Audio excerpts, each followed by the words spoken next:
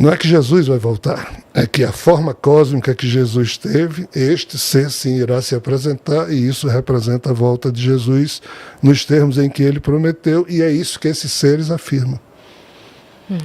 E assim, todas as histórias de todas as principais mitologias ancestrais falam desse momento em que Rokhma, ou Sofia, usando a linguagem hebraica ou a linguagem grega,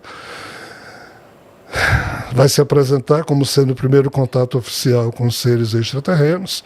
Os hindus falam no Avatar Kalki, ou seja, várias tradições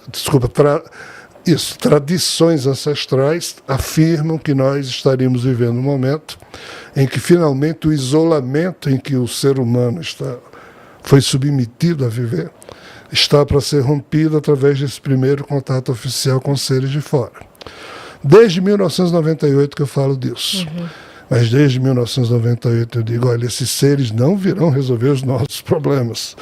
A fofoca que rola, eles vão fazer um contato, já que os governos da Terra não deixam que as pessoas sejam informadas, só no sentido de reintroduzir, por isso eu lancei um livro chamado Reintegração Cósmica. A Terra estava isolada da convivência com o cosmos, ficou assim milênios, mas agora chegou o momento de ser reintegrada à convivência cósmica e por isso vai ter esse primeiro contato. Mas isso não vai resolver nada. Quem é estúpido continua a ser estúpido, quem é corrupto continua a ser corrupto. Ninguém vai se transformar em bonzinho só porque um ET que um dia lá atrás teria sido o Cristo cósmico que semeou Maria para o humano Jesus nascer. Aí entra toda uma questão de crença. Mas, objetivamente, indo para a sua pergunta, sim, é o que esses seres continuam a afirmar. Existe alguma ideia de como seriam fisicamente? Porque a gente tem algumas coisas, outro dia a gente até falou aqui sobre o ET do Fantástico, que teve aquela na mesa e tudo, e tem verde, pequeno, cabeça, dedo. Existe essa definição? Olha, em 1978, quando eu era do CEPEL, o meu grande grupo de estudos ufológicos, lá em Natal. Isso, eu gastei meu dinheiro todo para participar de um evento em Brasília, que foi o primeiro congresso internacional de ufologia que houve lá em Brasília.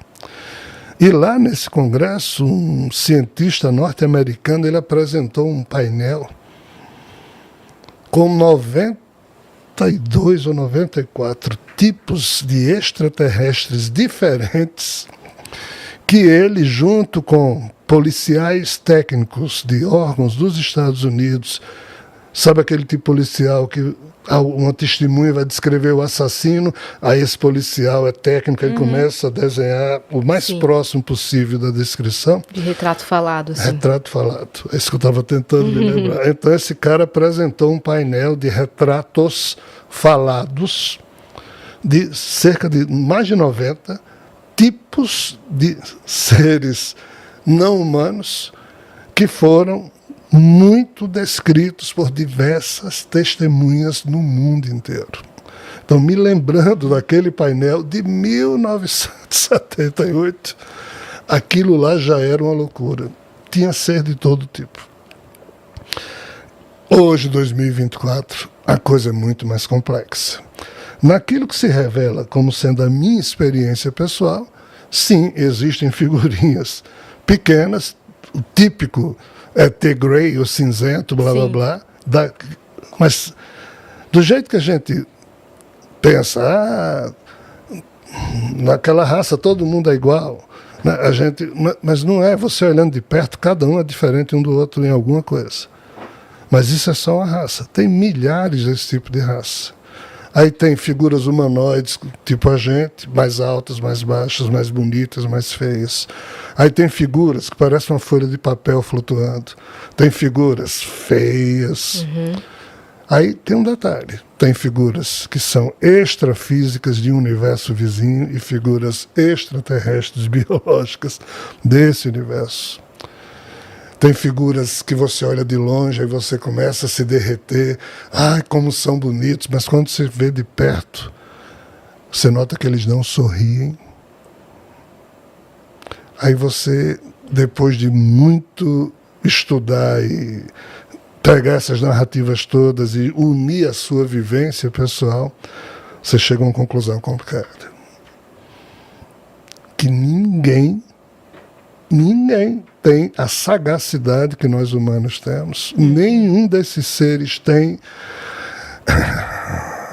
a habilidade psíquica de contar uma piada, de sorrir da própria desgraça, de fazer uma poesia, de compor artisticamente. Todos eles são impressionantemente mais capazes no uso do intelecto no campo da tecnologia. Mas da criatividade... Não. Esse foi um dos sustos, talvez o maior susto que eu tomei. E até hoje eu convivo com isso, porque assim, quando a gente começa a estudar ufologia, a gente quer ter contato, né? Aí quando você tem, e não é do jeito que você pensava, que você diz, putz, tem um problema aqui. Mas, de repente, quem garante que os que vieram também não eram os nerds de lá? Porque você acha que vão pegar uma humorista e botar na nave para ir para Marte? Sejamos românticos e pensar isso. Não né? é? Então, assim, quem é que for? Foram os nerds, os estudiosos que são sérios mesmo. Salvo essa opção. Gostei dessa se for outra. Não é? É tipo assim, né? Fala assim, nenhum deles sabe dançar, mas vai pegar um dançarino para botar... Não, vai vir o mais Pois dos é, nerds estudioso. salvo essa brilhante observação que você fez, a coisa é complicada. NASA, eu não vou, tá? Mas eu conheço outros humoristas que iriam. Iriam, né? Pra eles pensarem, nossa... Não, porque em outro lugar podem estar pensando, esse povo lá da Terra não tem bom humor, não. E tem um detalhe, nenhum deles tem a nossa lógica. Tem o quê? A nossa lógica. Isso é. Nós temos um problema seríssimo porque a gente imagina que tudo mais que possa existir por aí pensa como a gente. Nós somos os bebês dessa história. Nós somos muito visitados porque isso aqui, para eles, se eu bem entendo, é um laboratório em que a raça humana foi a mais recente surgida no concerto da vida universal. E nós surgimos de uma forma que não era a programada para surgir, e por isso que nessas tradições antigas, tipo Bíblia, Alcorão, todos os chamados deuses que participaram da criação humana ficaram surpresos com o tipo de ser humano que surgiu, e até hoje eles se sentem constrangidos, se é que eles se sentem, porque eles perceberam que nós humanos saímos muito mais complexos do que eles todos juntos. Por isso que o DNA humano é raptado, por isso que tem abdução. Como eu disse, o assunto ele é trágico, ele é perigoso, não é para criança. E nós estamos longe de saber a verdade. Mesmo os governos que têm extraterrestres, corpos de extraterrestres, naves, restos de naves, eles têm o conhecimento, mas eles não compreendem nada do que eles têm. Porque mesmo o ET, quando vai ser entrevistado por eles também não sabem dizer nada sobre o nível de compreensão das coisas. Eles sabem tudo sobre o universo, sobre toda tecnologia, do que o corpo dele é formado. Cientificamente, todos eles são extremamente hábeis. Mas na hora que você sai, digamos, qual é a lógica humana? A ciência estuda o como as coisas são, como o universo surgiu, como a vida surgiu dentro do universo, como a vida evoluiu para a vida racional. A ciência pergunta sobre o como. Por quê? Porque o como é possível de ser estudado pelo método científico, num laboratório, e se provar. Mas se for perguntar por que o universo surgiu, a ciência já não se mete, porque é subjetivo, não tem como. Então aqui aparece a filosofia para estudar os porquês das coisas. Já que isso aqui é subjetivo, aí você tem que partir para a dialética, para a lógica, blá, blá, blá. Qual o problema do ser humano? É que a religião surgiu e disse, ei, não precisa perguntar nem como, nem porquê. Foi Deus e a vontade de Deus e assunto cerrado.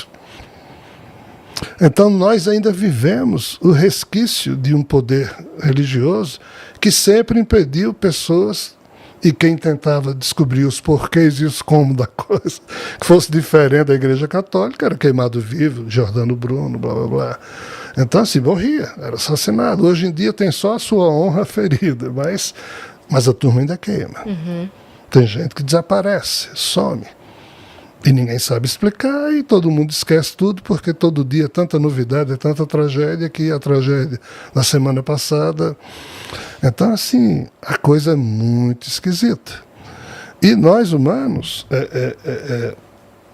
nós nos perdemos em algum ponto do nosso processo histórico em que a gente parou de usar racionalidade para as coisas sérias e transferiu para a religião dizer para a gente o que é certo e errado em relação a essas coisas sérias.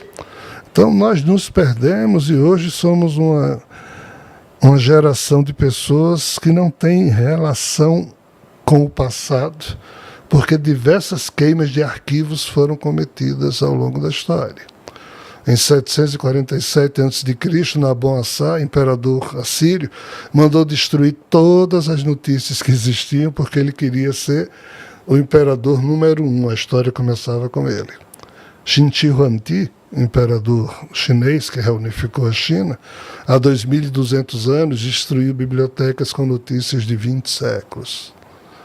Então, assim, nós, humanos, não temos como irmos muito mais adiante em relação a vários assuntos, porque a consciência, por exemplo, o método científico não chega, não tem equipamentos, não tem como medir a consciência. Aí diz que a consciência é um mero epifenômeno da pulsação do nosso cérebro. Porque se você encher seu cérebro de eletrólitos e deixa isso ligado a um computador, a um visor, aí se eu disser, fale. Aí na hora que você fala, antes de você falar, seu cérebro se acende. Qualquer coisa que você for falar, seu cérebro se acende primeiro. Aí o cientista diz, engraçado, tudo que você, Rogério, está falando, mas você só falou porque primeiro seu cérebro se acendeu. Então, você não tem livre-arbítrio, porque tudo que sai da sua boca, o cérebro já acendeu. Aí você pergunta aos cientistas, de fato, isso é inegável. Mas por que o cérebro se acende? Pelo acaso. Aí a física quântica diz que não. Que o cérebro se acende porque há um observador, há uma consciência situada onde seria a energia, ou seja, mundo quântico, mundo espiritual. Esse observador está ligado a esse corpo, ou seja, o espírito encarnado.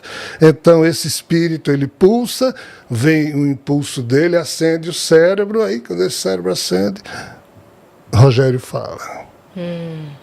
Espero que você tenha gostado do conteúdo do nosso vídeo. E se você chegou até aqui, significa que você tem interesse em aprender mais ainda sobre a revelação cósmica e todos os painéis que fazem parte desse conhecimento. Por isso, gostaria de convidar você a conhecer a comunidade Orbum, a nossa plataforma e aplicativo de ensino com milhares de horas de conteúdo sobre os mais diversos tópicos e assuntos. É só tocar no link que está na descrição desse vídeo para conhecer e se juntar à nossa comunidade de estudos sobre a revelação cósmica.